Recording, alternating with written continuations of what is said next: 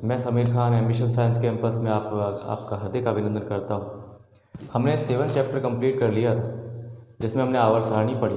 आवर्त सारणी के आधार पर गुणों में आवर्तता पढ़ी। गुणों में आवर्तता के बाद में हमारा जो टॉपिक है उससे रिलेटेड वो है chapter 6 chemical reaction and catalyst. देखिए गाइस, ये चैप्टर आईसीएसई, सीबीएसई और आरबीएसई तीनों में है, लेकिन टॉपिक के नाम अलग अलग हो सकते हैं, लेकिन चीज़ वही है। ओके गाइस, तो जो आईसीएसई या सीबीएसई के बोर्ड के स्टूडेंट्स हैं वो इसको अच्छी तरह देखें। इसमें हम हिंदी और इंग्लिश दोनों वर्ड्स यूज करते हैं, पढ़ाते भी हैं। तो आपको अगर समझ में आता है तो इस वीडियो को पूरा करें, पूरा देखें, और पूरा देखने के बाद में स्किप करके ना देखें, पूरा देखें और उसको लाइक करें। अगर अच्छा लगता है तो उसको सब्सक्राइब करें और शेयर करें। ओके गाइस, तो वीडियो को पूरा देखें। हमारा जो टॉपिक है वो है रासायनिक अभिक्रिया का उत्प्रेरक। तो हम इसमें ये कहेंगे कि हमने आवर्त सारणी में जब हमने स्टार्टिंग चैप्टर पढ़ा तो हमने सबसे पहले किसका डिस्कशन किया था? पदार्थ का। किसका डिस्कशन किया था गाइस? पदार्थ का।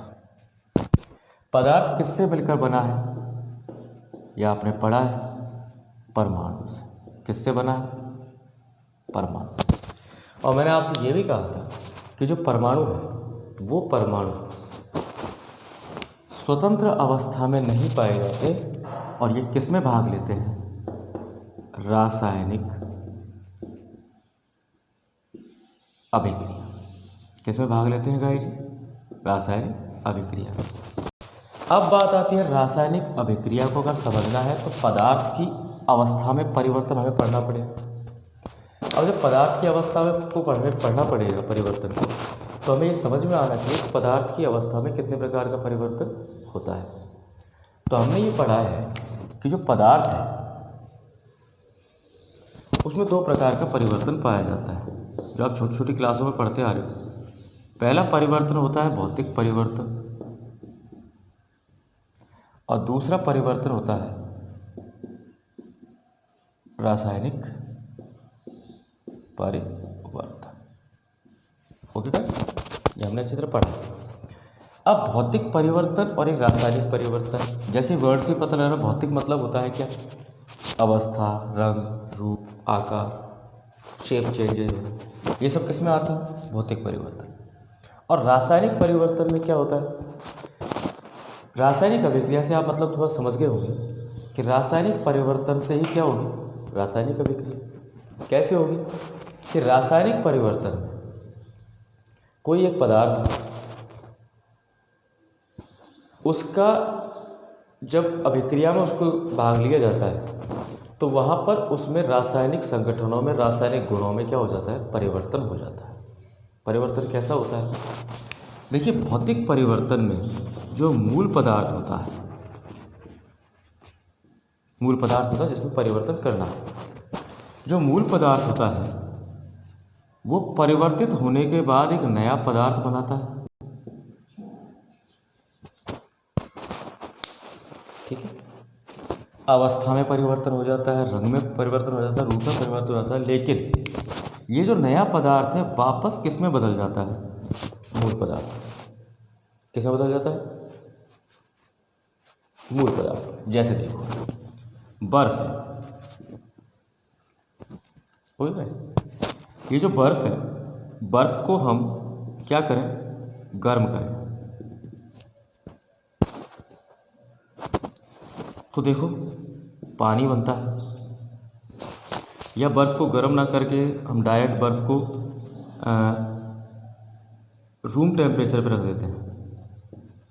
किस पे रख देते हैं?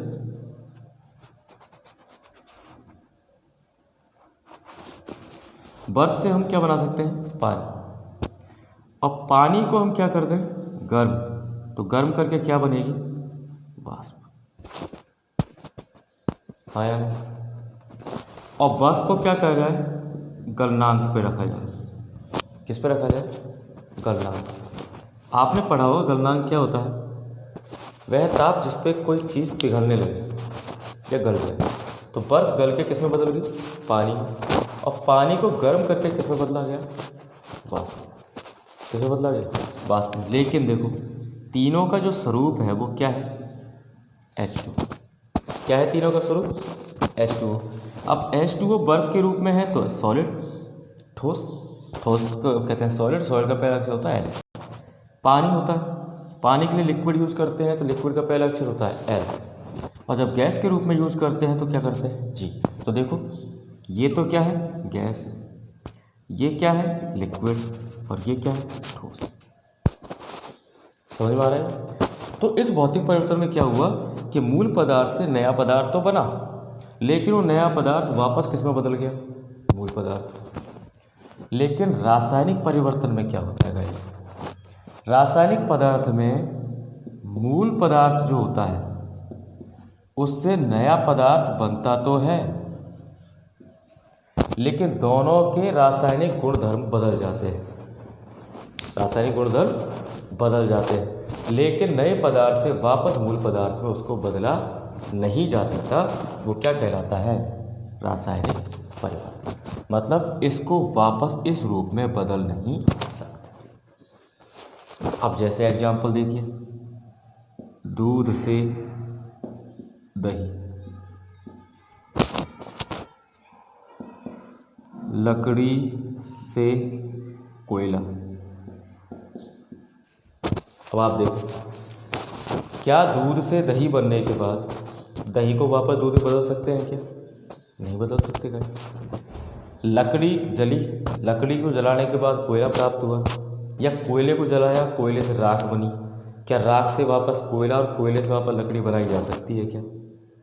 तो आपके खुद में दिमाग में आ रहा होगा कि ये कौन सा परिवर्तन होगा, रासायनिक परिवर्तन। मोमबत्ती को जलाए, अब एक एग्जाम्पल बहुत कंफ्यूज करता है कि मोमबत्ती को जलाने पर भौतिक परिवर्तन है या रासायनिक परिवर्तन। देखिए, मोमबत्ती जो जलेगी इसमें नॉर्मली कौन सा परिवर्तन होगा, भौतिक परिवर्तन। कौन सा परिवर्तन होगा, भौतिक परिवर्तन।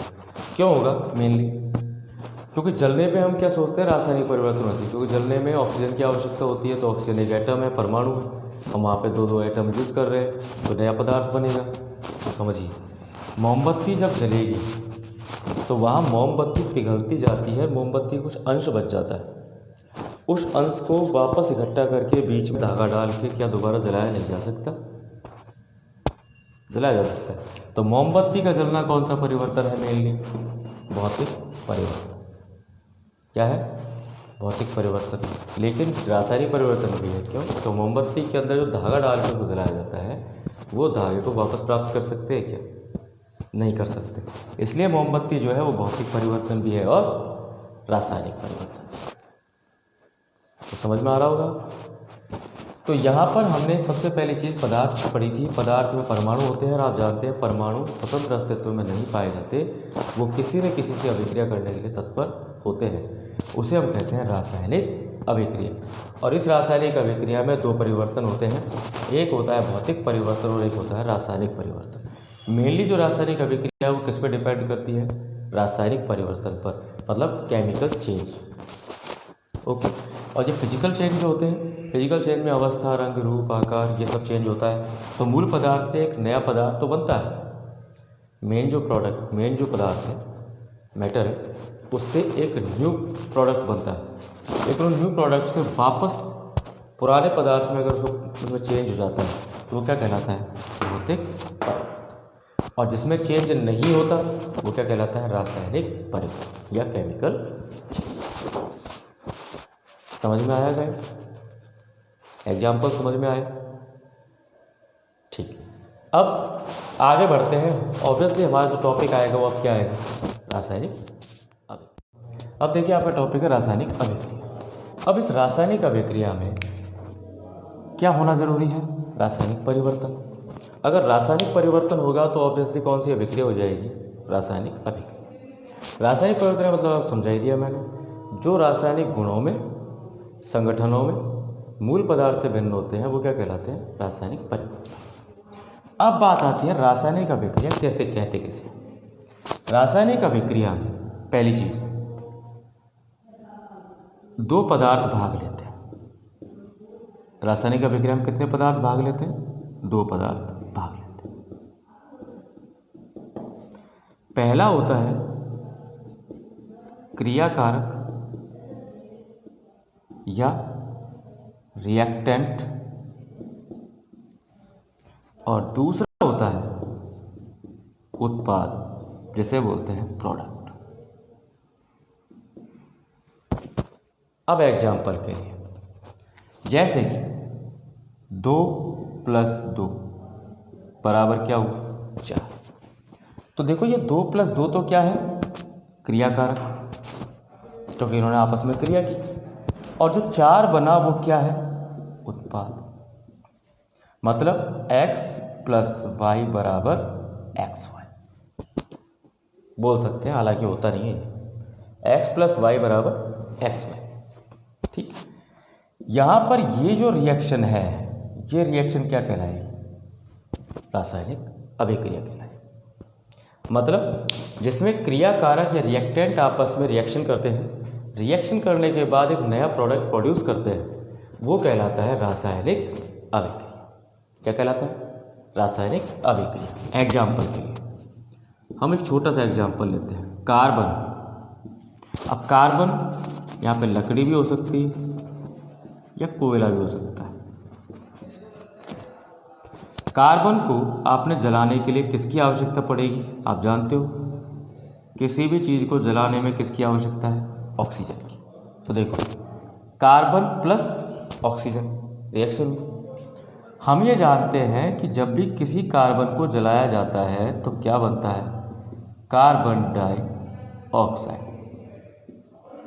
अब जिनको नहीं पता घबराओ मत, टेंशन मत लो, ये सिर्फ एग्जाम्पल बताया है, वो कैसे बनेंगे वो मैं आपको समझा दूँगा। यहाँ पर कार्बन और ऑक्सीजन दोनों रिएक्शन की, क्या बना, कार्बन डाइऑक्साइड। क्या बना, कार्बन डाइऑक्साइड। अब बात आती है कि सर ये बन गया, क्या हम इसको ऐसे लंबा लिखते क्या, नहीं। रासायनिक अभिक्रिया को लिखने के लिए हम यहाँ पे इस्तेमाल करते हैं किसका, रासायनिक समीकरण का। किसका, रासायनिक समीकरण का, केमिकल इक्वेशन। ठीक है, अब केमिकल इक्वेशन में कैसे लिखा जाता है, देखिए रासायनिक समीकरण वो होता है जिसमें रासायनिक अभिक्रिया में भाग लेने वाले पदार्थों को, रासायनिक अभिक्रिया में भाग लेने वाले पदार्थों को या तो उनके प्रतीकों के रूप में लिखा जाए, अगर अणुसूत्र है तो अणुसूत्र के रूप में लिखा जाए, यौगिक है तो यौगिक को भी प्रतीक के रूप में या सूत्र के रूप में लिखा जाए, वो क्या कहलाता है, रासायनिक समीकरण। अब एग्जाम्पल देखिए, सबसे पहले हमने क्या लिया, कार्बन। कार्बन को क्या लिख दिया, C, देखो उसका प्रतीक है प्लस। ऑक्सीजन का प्रतीक O होता है, हम जानते हैं, लेकिन मैं आपको बता देता हूँ, जब भी कोई केमिकल रिएक्शन होगी या रासायनिक अभिक्रिया होगी, उसमें यदि कोई गैस है, गैस, तो गैस को कभी भी अकेले रूप में नहीं लिख सकते। ठीक है, तो वहाँ पे उसके नीचे क्या लगाना पड़ेगा, वो नाइट्रोजन होता तो N2, फ्लोरीन होती तो F2, क्लोरीन होती तो Cl2, हाइड्रोजन होती तो H2, आयोडीन होता तो IO2, ब्रोमीन होता तो Br2, लिखते। अब क्या लगा दिया, तीर का निशान। अब देखिए रासायनिक समीकरण कहता है कि रासायनिक अभिक्रिया भाग लाने वाले पदार्थों को उनके प्रतीकों या अणुसूत्रों के रूप में लिखा जाता है। अब यहाँ पे क्या बना, कार्बन डाइऑक्साइड। आप ये जानते हो कार्बन डाइऑक्साइड क्या होता है, CO। अगला टॉपिक है वो यही बताने का है कि CO2 ही क्यों बना। हम क्या सोचते हैं, कई बच्चे सोचते हो कि C + O2 कर दिया, CO2 बन गया, C ये रहा, O2 ये रहा, CO2 बन गया। ये मैं आपको आवर्त सारणी वाले चैप्टर में बताया था। जो फॉर्मुलेशन है, फॉर्मूला बनाने का तरीका होता है वो किस प्रकार होता है, मैं आपको समझाऊंगा। C + O2 तीर करेगा CO2। वैसे ही आपने लिखा मैग्नीशियम प्लस क्लोरीन, और ये बनता है मैग्नीशियम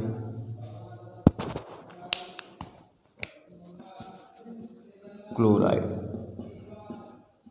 क्या होता है भाई, मैग्नीशियम क्लोराइड। अब इसको लिखना है, तो देखिए इसको लिखने के लिए हम समझ लेते हैं। मैग्नीशियम को क्या लिखेंगे, Mg प्लस, क्लोरीन गैस है तो क्लोरीन को लिखा Cl2 तीर का निशान, और ये क्या बनेगा MgCl2। फिर मैं कह रहा हूँ वही अंदाजा मत लगाइएगा, MgCl2 कैसे बनेगा वो मैं आपको बताऊँ। ओके गाइस, तो आज जो मैंने आपको बताया वो ये है कि रासायनिक अभिक्रिया कहते हैं किसे, जिसमें रासायनिक परिवर्तन हो।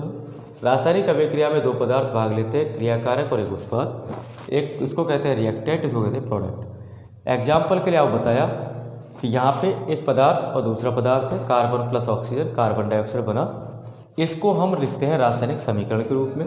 रासायनिक समीकरण में तत्व या पदार्थ जितने भी हैं उन सबको उनके प्रतीकों या उन सूत्रों के रूप में लिखा जाता है, वो रासायनिक समीकरण कहलाता है। एग्जाम्पल C+O2 तीर का निशान CO2, magnesium plus chlorine magnesium chloride, Mg+Cl2 तीर का निशान MgCl। इसको उतार लीजिएगा क्योंकि हम जो अगला टॉपिक लेंगे वो आपको इसी के अकॉर्डिंग समझ में आएगा। ओके गाइस, ठीक। अब हम अगला टॉपिक वापस शुरू करेंगे, रासायनिक समीकरण। रासायनिक समीकरण, अब बात आती है रासायनिक समीकरण कहते किसे हैं। तो देखिए तत्वों को प्रतीकों व अणुसूत्रों के रूप में लिखना क्या कहलाता है, रासायनिक समीकरण। ठीक है, इसमें रासायनिक समीकरण लिखने के कुछ नियम है, वो नियम मैं पहले समझा देता हूं। पहला नियम ये कि वही तत्वों को प्रतीक या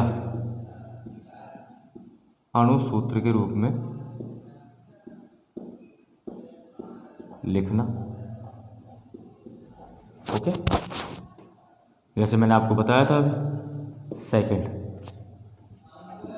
दो या दो से ज़्यादा अभिकारक या क्रियाकारक हो तो उनके बीच में किसका निशान लगाता है, प्लस का निशान लगाते हैं। किसका निशान लगाते हैं, प्लस। थर्ड, क्रियाकारक हमेशा बाईं तरफ मतलब लेफ्ट साइड LHS व उत्पाद दाईं तरफ RHS लिखे जाते हैं। फोर्थ हो गया। फोर्थ ये है कि उन्हें अवस्था के रूप में लिखना चाहिए। फिफ्थ, क्रियाकारक के तुरंत बाद तीर का निशान उत्पाद की तरफ लगाते हैं। समझ में आ रहा होगा। तत्वों को प्रतीक या अणुसूत्र के रूप में लिखना। दो या दो से ज़्यादा क्रियाकारक हो तो उनके बीच में प्लस का निशान लगाते हैं। क्रियाकारक हमेशा बाईं तरफ और उत्पाद दाईं तरफ लिखे जाते हैं, जो मैंने आपको एग्जाम्पल समझाया था। C+O2 देखो दोनों लेफ्ट हैंड साइड पे हैं और उत्पाद क्या बना, CO2। तत्वों को देखो प्रतीकों रूप में और सूत्र के रूप में लिख दिया। लेफ्ट हैंड साइड में लिखे जाते हैं और उत्पाद राइट हैंड साइड में लिखे जाते हैं। दो या दो से अधिक क्रियाकारक है तो उनके बीच में किसका निशान लगाया जाता है, प्लस का। क्रियाकारक के तुरंत बाद किसका निशान लगाया जाता है, तीर का, जिसका मुंह किसकी तरफ होता है, उत्पाद की तरफ। किसकी तरफ होता है, उत्पाद की तरफ। अब देखिए एक इसमें इंपॉर्टेंट चीज़ है, वो है अवस्था। अवस्था आप जानते हो तीन होती है, एक तो होता है ठोस, द्रव और गैस। अगर ठोस है, अब कार्बन ठोस है तो S, ऑक्सीजन गैस है तो गैस, और CO2 एक क्या बनी, गैस बनी, तो यहाँ पर इसके नीचे क्या लगाया जाएगा, G। ये होती है अवस्था। क्या होती है गाइस, अवस्था। इस प्रकार हम रासायनिक समीकरण को लिखते हैं। ओके, तो आज के लिए इतना ही, और कल हम पढ़ेंगे रासायनिक समीकरण बनाए कैसे जाते हैं, क्या उनको लिखने का तरीका इतना इजी है, उसके लिए हम आगे फोकस करेंगे। ओके, तो आज के लिए इतना ही। मैंने आपको रासायनिक अभिक्रिया में भौतिक परिवर्तन, रासायनिक परिवर्तन के साथ साथ रासायनिक अभिक्रिया में रासायनिक समीकरण किस प्रकार लिखा जाता है, जिसके माध्यम से ही हम रासायनिक अभिक्रिया को आगे पढ़ते हैं, उस पर फोकस करेंगे। ओके गाइस, तो कल हम सूत्रों को बनाना सीखेंगे और किस प्रकार उनको बनाया जाता है, किस प्रकार उनको सेटल किया जाता है, फॉर्मूले में कैसे रखा जाता है, वो सब चीज़ें कल बताई जाएंगी। तो प्लीज़ वीडियो को लास्ट तक देखिए, अच्छा लगे लाइक करिए, शेयर करिए और सब्सक्राइब करिए। आपके ambition channel, ambition science campus channel को सब्सक्राइब और शेयर कीजिए। ओके गाइस, थैंक यू, और घर पर